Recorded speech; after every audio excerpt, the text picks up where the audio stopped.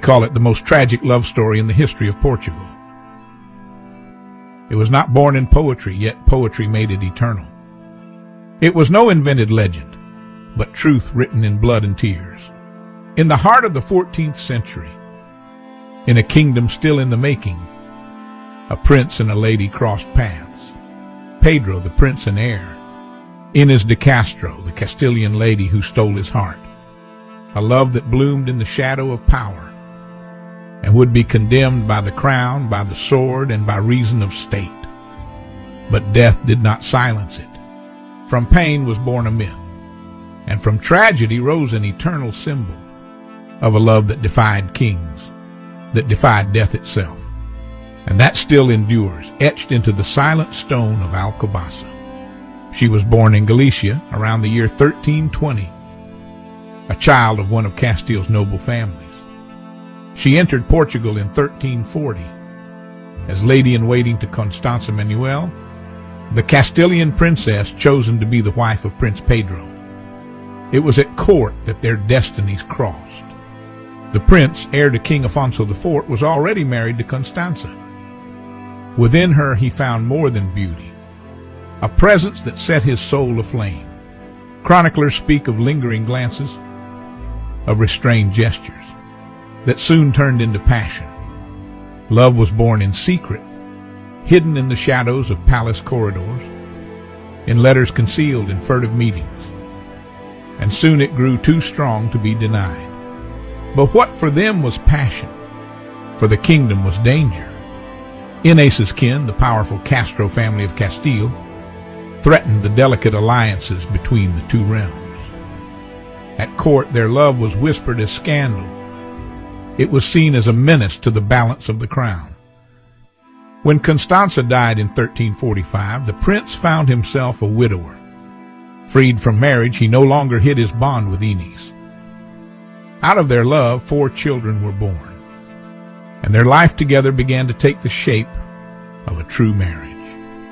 But the heart of the prince was not his alone. It also belonged to the kingdom. And for King Afonso IV, this love had become a threat. The influence of her brothers allied with the great houses of Castile. It was feared that Portugal would be swept into Castile's civil wars. The king feared for the throne's independence, for the safety of the dynasty, for the fragile balance of the borders. So the king acted. He drove Inés from court, believing space would end their love.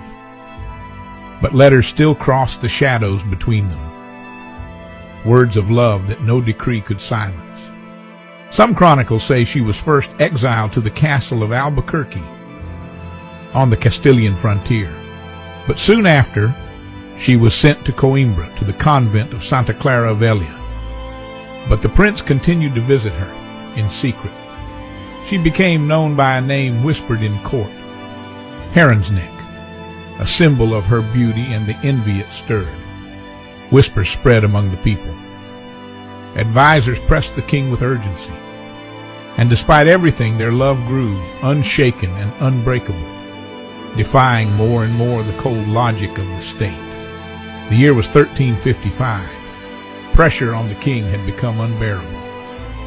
Advisors and nobles insisted. It was said that as long as Inés remained alive, the realm was at risk. King Afonso IV, torn between love for his son and duty to the crown, gave in. He gave the order, and the sentence was death. In January of that year, at Coimbra, 3 men were chosen. It was they who carried out the king's command, their memory still alive in history. Some chronicles place the scene at the Alcazova, the estate of tears. They tell that she fell to her knees and begged for mercy. But the blade fell. Legend tells of a fountain born from her tears, and of stones forever marked red by her blood. And her blood marked forever the memory of Portugal. The prince was far from Coimbra that day. When news reached him, grief and fury consumed his heart. He had lost the woman he had chosen, the mother of his children, the great love of his life, and he swore vengeance. This was not only the death of a woman. It was the breaking of father and son. the clash of passion and reason of state. The fate of Inês had become the fate of a kingdom. Her death left a scar, one that time could never close. The prince rose against his father, and civil war loomed. But Queen Beatrice intervened, and a fragile peace was restored.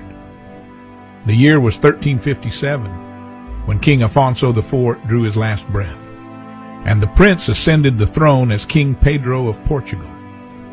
The new king did not forget. At the start of his reign, he ordered that the killers of Inês be brought to justice. 2 of them were captured and executed with cruel severity, their hearts torn from their chests, as if to mirror the pain they had caused his own. The 3rd found refuge in exile.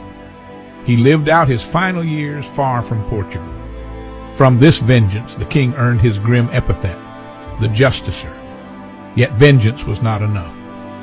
As king, Dom Pedro revealed his secret. Before death claimed her, Inês had been his true wife. And to prove his eternal devotion, he raised her to the dignity of queen, even after the grave. In 1360, 5 years after her death, she began her final journey to the monastery of Alcobaça, chosen by Dom Pedro. There, in the great Cistercian abbey, 2 majestic tombs were carved. They were placed face to face, so that on the day of judgment, they might rise and look upon each other once more. The ceremony was solemn, filled with silence and awe. Chroniclers wrote of her coronation as queen, even in death. And legend went further. They say the lords of Portugal were made to bow before her and kiss the cold hand of the dead queen.